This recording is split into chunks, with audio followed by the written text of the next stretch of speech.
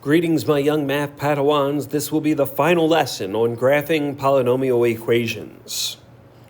So what we're going to start with is we're going to start and kind of work a little bit backwards here. So I'm going to give you the equation f of x is equal to negative x to the fourth plus 4x squared.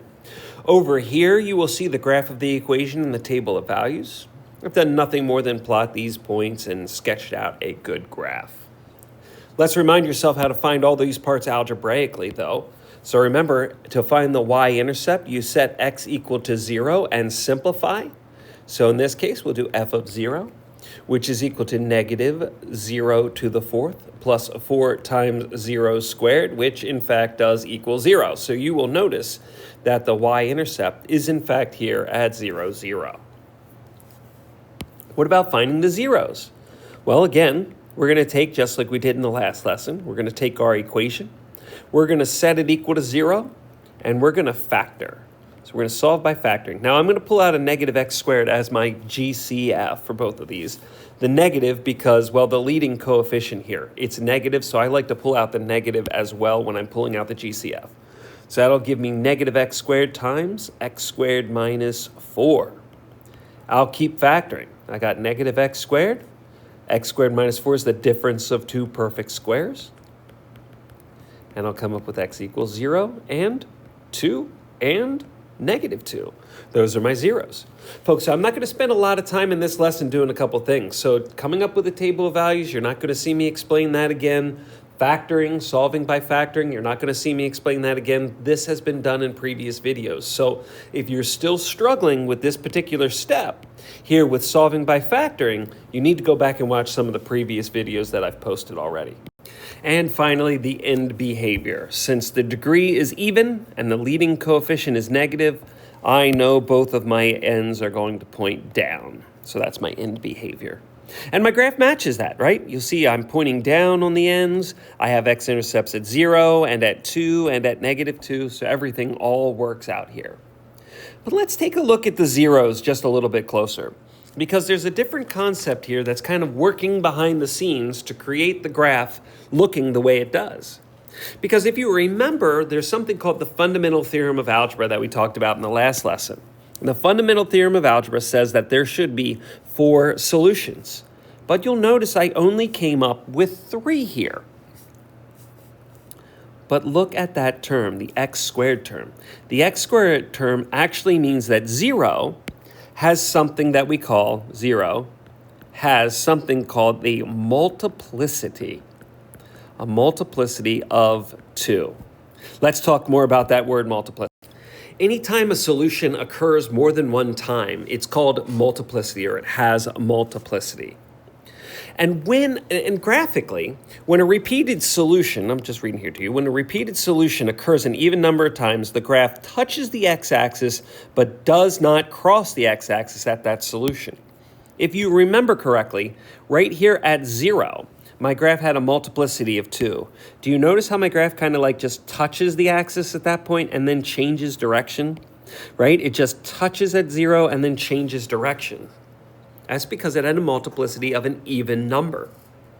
When we have odd multiplicity, my graph crosses the x-axis. So that happened right here at 2 and at negative 2. You will see my graph just crosses right through the axis and then right through the axis over there at positive 2. Overall, if we have a degree of 4, we should see one less what we call turning points, where the graph changes direction. Think about this from the very first lesson, where we changed from increasing to decreasing. The degree in this problem is 4, so we should change direction one less than that 3 times. Watch. So we go up, and there's 1 direction change, there's 2 direction changes, there are 3 direction changes. That is the most number of direction changes we'll see.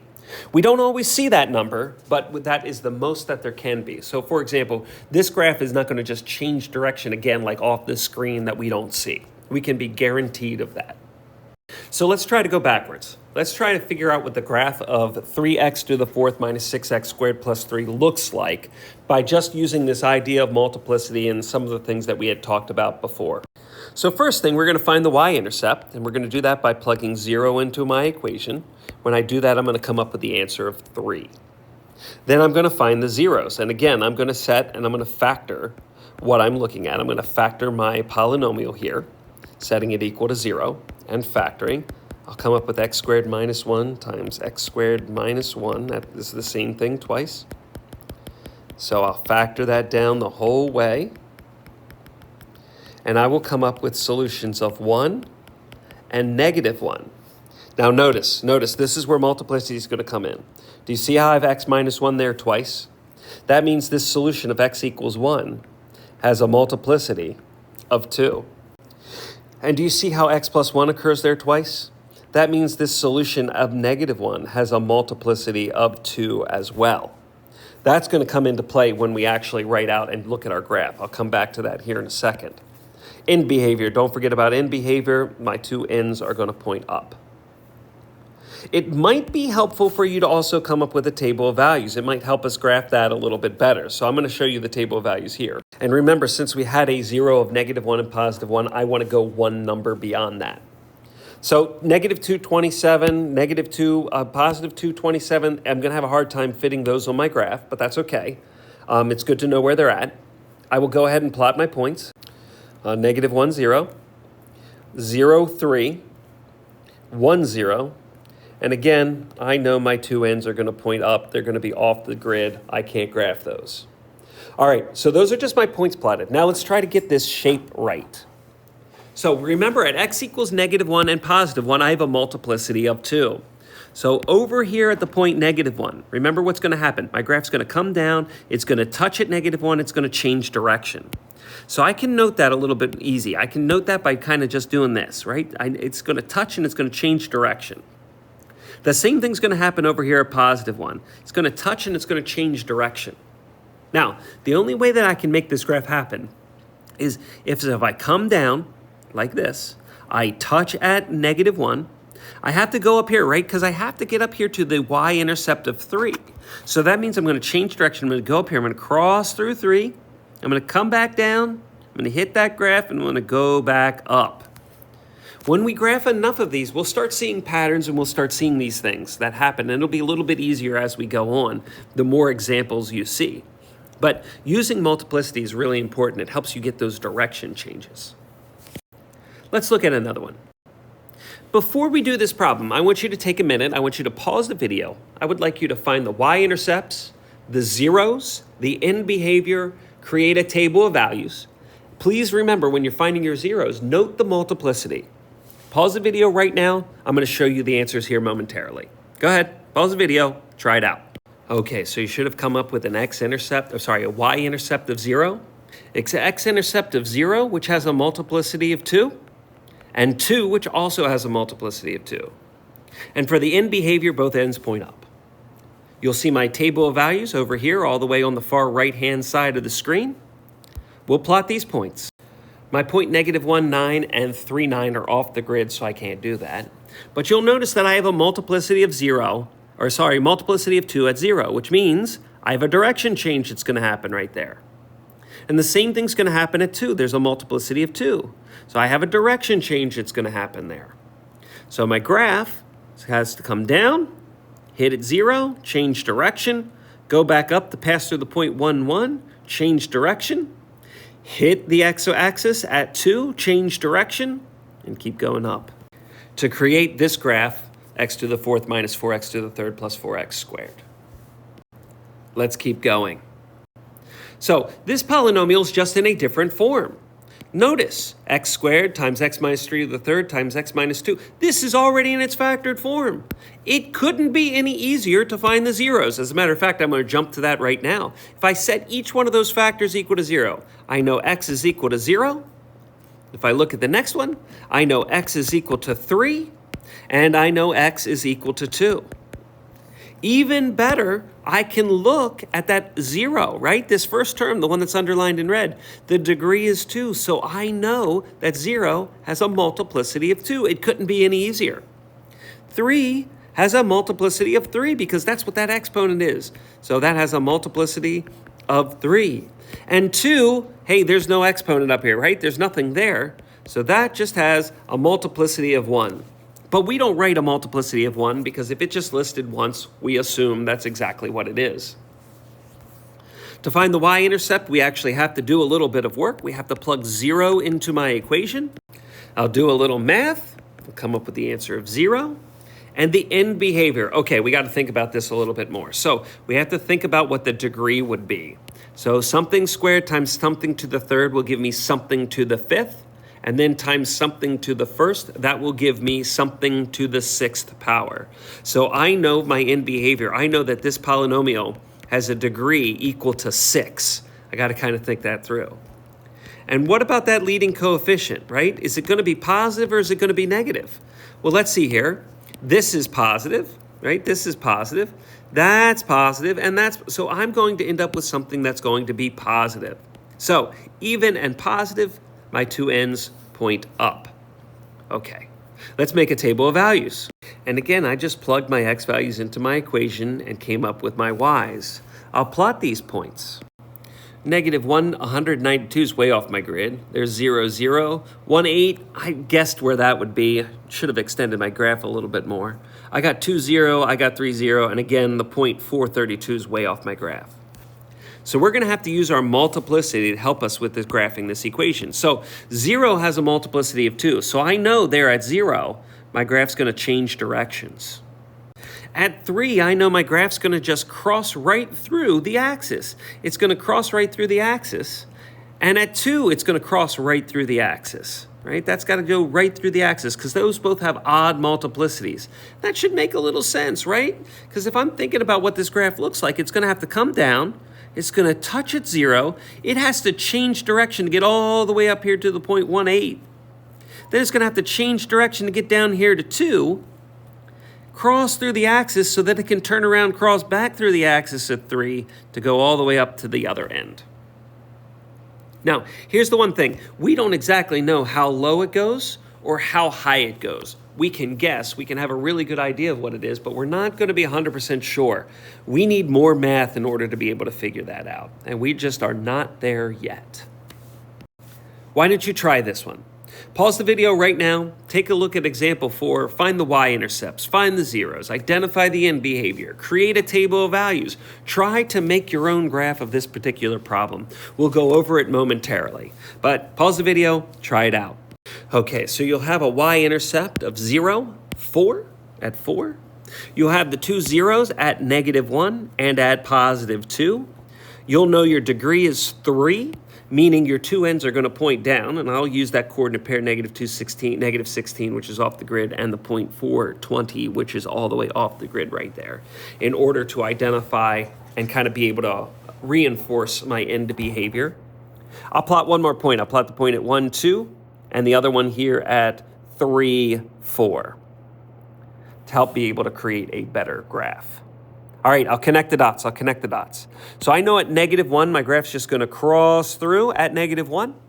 But at +2, I'm going to touch the axis and change direction because that has an even multiplicity. And I should be able to graph the equation. So go up, cross through at -1, go all the way up here to the y-intercept of 4, change direction to be able to come back down to touch the axis at 2, go back up through, and be able to finish my graph off. Hopefully this is making a little bit more sense to you. Let's change gears. So instead of me giving you the polynomial and you finding the zeros, I'm going to give you the zeros and you're going to find the polynomial. This couldn't be any easier. Think about what your work is, right? Remember what your last step is. You come up with the answers of x equals 1, x equals 2, and x equals 3. And if you think about where these came from, they came from equations like x minus 1 equals 0, x minus 2 equals 0, x minus 3 equals 0. And if you think about that even more, they actually came from factors of the polynomial. Now, folks, I am suggesting that you can probably skip right to this step right here so that you can go from your 3 solutions to this factored form of the polynomial. Now, all that's left is for you to actually take the time and multiply this out. So that's what we're going to do now. We're going to multiply this out. So I will take those first 2 and I'll FOIL those. And then I'll take that last one and I will distribute in the x minus 3. So that's here. So we'll multiply everything by x. So that's x to the third minus 3x squared plus 2x. And now I'll multiply everything through by the negative 3. I'll get negative 3x squared plus 9x minus 6. I'll add it all together, and I'll come up with my final answer of x to the third minus 6x squared plus 11x minus 6. So the reality is this is really only one new step, and it's coming up from my answers to this factored form. All of this other stuff we've done in previous lessons. I'm not going to spend a lot of time on this, right? We've done it already. If you need a refresher, go back and watch some of my previously posted videos. Let's try another one. If you're feeling like you can, why don't you pause the video and try this one yourself? But if you need me, go ahead, stay with me. We'll go through it now. So negative 3 being a 0, that means x plus 3 is a factor. 2 being a 0 means x minus 2 is a factor. And 5 being a 0 means x minus 5 is a factor. Notice how it's the opposite signs. Now all that's left is to multiply things out. So I'll take those two, I'll multiply that out, I'll FOIL it. Then I'll turn around and multiply that by x plus 3. I'll combine my like terms and come up with the answer, x to the third minus 4x squared minus 11x plus 30. What about multiplicity? Oh, what if I have something that's a multiplicity? Hey, no big deal. We don't change much. X minus 2 has a multiplicity of 2, right? So that means x plus 2 is a factor, not once, but twice, because it has a multiplicity of 2. If it had a multiplicity of 3, it'd be there 3 times. Multiplicity of 4, it'd be there 4 times, so on and so forth. Then we just keep going. The negative 1 gives me a factor of x plus 1, and then 3 will give me a factor of x minus 3. Now it's a matter of just multiplying this out. So I'll do the first two first.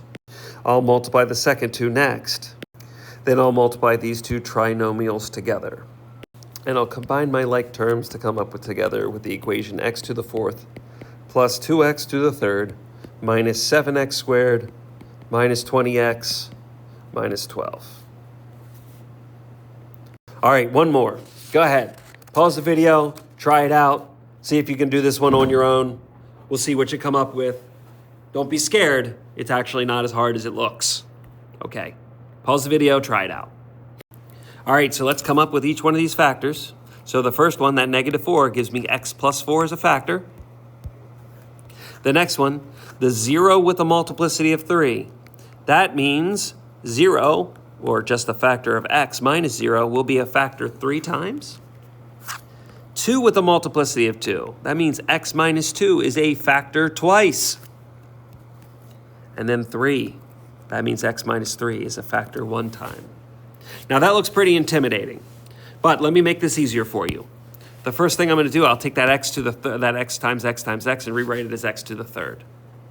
Then what I will do, let me just rewrite this. X plus 4, got the x minus 2 there twice, x minus 3.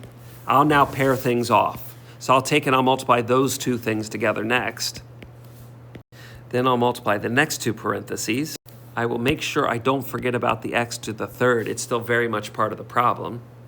But now I'm going to take these two parentheses and I'm going to multiply them together. I will get x to the fourth minus 3x to the third minus 12x squared plus 52x minus 48. Now here's the thing we got to make sure.